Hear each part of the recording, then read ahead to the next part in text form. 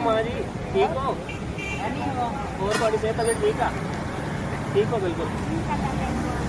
आमीन आमीन। थोड़ी सेहत बस मैं थोड़ा लेट हो गया। हाँ जी हाँ जी जी।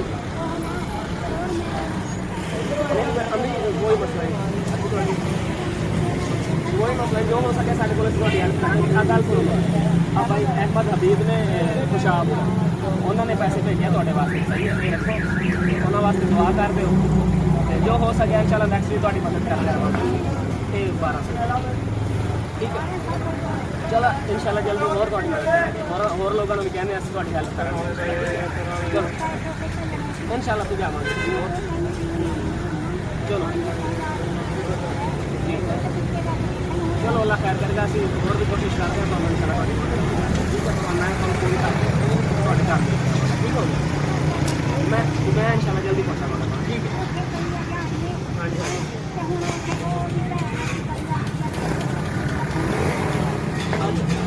चलो तुम रखो ना जो भी हो सकता बाकी इंशाल्लाह कोशिश करके चलो दुआ करो।